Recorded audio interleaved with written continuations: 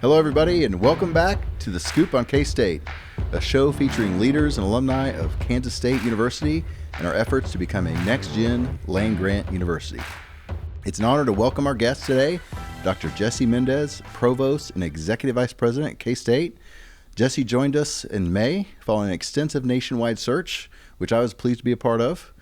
He earned his bachelor's degree in political science and history from Midwestern State University and a master's in political science from Texas Tech. He also holds a Juris Doctorate from the Maurer School of Law and a doctorate in higher education and student affairs, both from Indiana University. Thank you, Jesse, for joining us today. Oh, happy to be here. Thank you for having me. So let's start off. You've been in Manhattan now several months. How's the transition? How are you enjoying Manhattan? I enjoy it immensely. You know, I think I didn't know until I got here, there's three typologies of greetings. You know, there's the usual American, hey, how are you doing? They walk by you, a little awkward. Then there's Midwest nice, where there's a short little conversation and so on. Didn't realize there was a third tier of man happiness, where people actually come up and they want to talk to you, and it's a genuine conversation that people want to know more about you, how your day's going, and was really, really have enjoyed that. Really, everyone's been welcoming. It's a great community across the board.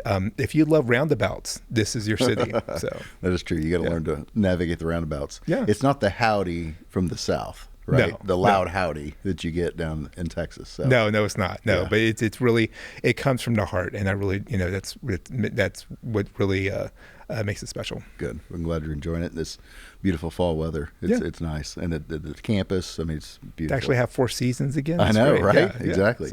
So talking of Big 12 schools, excited to have you in this leadership role. Mm-hmm. This is actually your 5th Big 12 institution, which is pretty incredible. So you've served at University of Houston, UCF, Oklahoma State, and Texas Tech, which is pretty neat. So anything there you want to share, commonalities, differences? Yeah, and I had different roles in all of those universities, and I started out as an adjunct instructor at the University of Houston. As far as just recently came from Texas Tech University, and UCF was great there. They recently just joined the Big 12 along with Houston, and just picked up, really also just enjoyed my time in Oklahoma State, which also happens to be a land grant institution. Very similar, yeah. And so really have just I think the commonalities. I think it's the obviously all R1 institutions, and so emphasis on research, and all emphasis on research that has real-world implications on their respective communities. Yeah, and for those who may not understand, R1 is basically a top-tier research institution nationwide. Yeah. So you serve as the university's chief academic officer, and I'm going to ask this question for probably 90% of our alumni or friends out there. Yeah. You can answer this question once and for all. What is a provost, and what does a provost do? Because so many times people say, what's a provost? So tell us, what is a provost? So I've been recently binging The Bear on Hulu, and I think, so I've been having cooking on the mind. And so I think the best way to talk about it is view the provost as the head chef of a kitchen. Okay. And they're working with other chefs and making sure that, you have all the ingredients to provide great cuisine to our students. You have the syllabi, you have the talented faculty, you have the courses to really have an optimal learning environment for them. And of course, there's things that might not go as planned, and so you work with the other chefs to fix it or to address it and so on. So I think it's probably the best way to kind of view the job as being a head chef. That's a good analogy. So yeah, because you got obviously deans of all the different colleges, but we have the common theme, strategic plan. You're trying to bond things together, some common ties, whether it be technology or IT or like I mentioned, it's kind of you're trying to hold all that together and make it the best possible and create an optimal experience for the students. Yeah, that's well said. Been here a little over 6 months. What are some unique opportunities you see at K-State? Because you've seen other institutions. So what are some things at K-State that's unique and maybe some great opportunities for us? We have great faculty and staff that are fully dedicated to the student experience, totally dedicated to their craft as researchers and scholars. One of the things I didn't quite appreciate my first time here, we all know and love the Manhattan campus. What is our hidden gems and are completely innovative is our Salina and Olathe campuses. And they're already doing great work with Dean Starkey and Dean Wolf. And I think there'll be some more energizing, exciting news for those two campuses down in the next couple of months. I'm glad you mentioned that. I know Dean Wolf and Dean Starkey will appreciate that. because they really are tremendous assets for us. K-State Salina, K-State Olathe. You just talk about strategic positioning of both those campuses, what they provide, and there's a lot of momentum at both those campuses. So I think that's a great opportunity for us.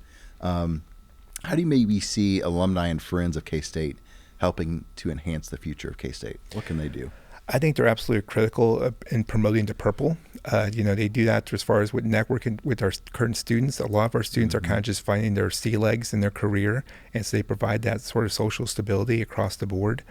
Also, as far as philanthropy, as far as becoming donors, contributing to their alma mater, that's a huge game changer, particularly when it comes to contributing to scholarships, because there's nothing that makes a greater impact for access in a land-grant institution than scholarships overall. And those are gifts from the heart. Those are gifts that pays homage to the great work that K-State did when they were students here, and a great way to give back. Yeah, that's so critical. You think about it's becoming more and more competitive for students. So advocacy, promoting K-State to prospective students, scholarships, all that. Yeah, and also just being involved. As far as the late summer, I got to participate in my first Wabash Cannonball in Denver. That was so much fun, and meeting so many K-Staters. The funny thing about meeting alumni is that they're very quick to point out people who are not alumni in their group. They're like, "Oh, well, I graduated in 2020. Oh, he didn't go to school." Like, it was just, and so there's a really rich amount of pride of being an alumni of K-State. And the neat thing I like to point out, you mentioned alums and non-alums. So K-State Alumni Association, we have many people that are just K-State fans or work here that are not alumni but friends. And so that's always important. People think they can't join the Alumni Association if they're not an alumni. But that's not true. And you recently joined. So I did. Thank you for doing that. And so that's a good example of everybody supporting K-State, whether you went here or not, but you love the school, you love purple, So I'm happy to be part of Wildcat Nation. Yeah. So let's talk a little bit about personal. So let's get to know Jesse a little bit. I didn't know this. You enjoy running. I'm a runner as well. I don't run as much as I should probably, right? But what's some other activities, hobbies you enjoy, and maybe some trails or what you enjoy so far about Manhattan? I think you can't talk about Manhattan hiking, running without talking about the Conza Trail. And so I've done that a couple of times.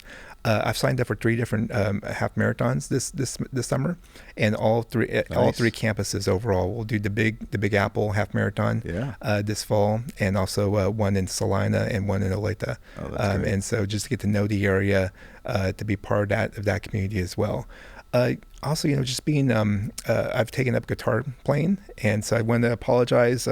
Jared Brandon, he's my my guitar instructor. I know I haven't been really good these past couple of weeks. It is all for a noble purpose, but he's been my guitar instructor since COVID.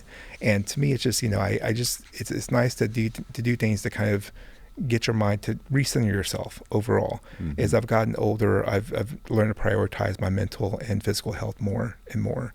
And I think it's really important. It makes me more effective in my job. And it just really provides a little more inner peace. That is always important. It's amazing how if you just make a little extra time in the morning or at lunch or after work, it can be energizing and make you more productive and, go take care of yourself, right? So yeah, definitely. Take care of everybody else. Yeah. So anything else you want to share in particular? No, looking forward to closing out the fall semester. Been really enjoying the football season and K-State football and some other sports, and also preparing as far as for what's in store for the spring. Well, great. Now's the best part of the podcast. No offense, but the ice cream, Call Hall ice cream, which I know you love. So maybe share with us what flavor you chose today. Chocolate. I love anything chocolate. Okay. I just recently realized, I've recently discovered there's chocolate hummus, which you don't really equate dark chocolate and chickpeas as a really good combination. Really? Oh, it is amazing. Chocolate hummus. Yes, I've never heard of it. Yes. If you go to any grocery store, find it. I usually finish it in one sitting. So I picked chocolate. Well, that's great. Yeah. I actually chose chocolate almond. They have chocolate almond. It's delicious as well. So that's a great choice. Well, we're excited to have you. We're really fortunate. You're a rising star. So we're very fortunate to have you at K-State. Thank you so much for all you do. We appreciate it. I'm happy to be here. That wraps up another episode of The Scoop on K-State. I'm Adam Walker, President and CEO of the K-State Alumni Association, and I want to thank you for being a part of our show. Till next time, be sure to share this podcast with your friends and family and select that follow button so you'll never miss another show. On behalf of the K-State Alumni Association and staff, We're proud to be your connection to campus. We value and appreciate your ongoing support and membership. If you're not currently a member, please consider joining. And of course, Jesse, go Cats.